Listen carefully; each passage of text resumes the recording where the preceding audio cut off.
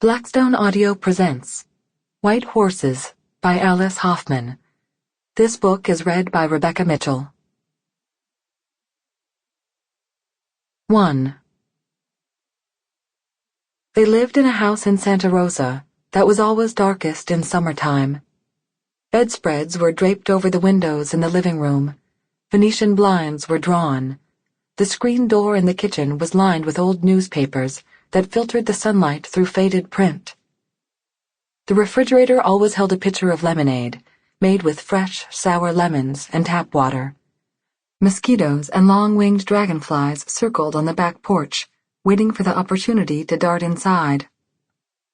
By early July, most people in town went into their front yards, drawn by the scent of water. Although the river ran nearly 10 miles outside of town, its odor seemed to cover the distance in between, rising up from the asphalt, the dirt driveways, the yards, touching sunflowers, roses, and shard with a film of brown water and fish.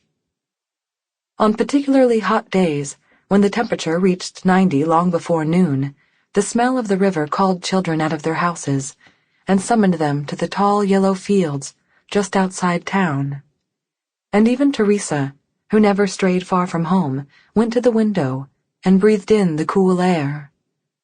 There were times when Teresa thought briefly of running away, following that river scent right through town, past the highway and the fields, not stopping until she reached one of the small towns where houses were built on high wooden stilts, their doors well above the water in times of summer drought, only inches away from the currents after the October rains. But Teresa had only passed through these river towns on occasional fishing trips with her father. She had been to river beaches only twice, on class outings at the end of the school term. She didn't even know if the river ran north to south or east to west. So she stayed at home. If Teresa might get lost on the paths and dirt roads which crisscrossed the river, she could never lose her way on the cracked cement sidewalks of her neighborhood, in the empty lots behind the shopping center, or the dark corners of her own cellar, where jars of canned vegetables and fruit lined the wooden shelves. There, the blackberry jam shimmered like rubies.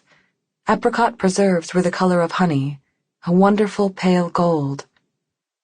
During the summer when she was 11, Teresa believed that the crickets who lived in the weeds that sprang through the sidewalk were trying to speak to her. At night, while the rest of the family slept, she sat in her bedroom on the second floor, close to the window, listening for the... Sample complete.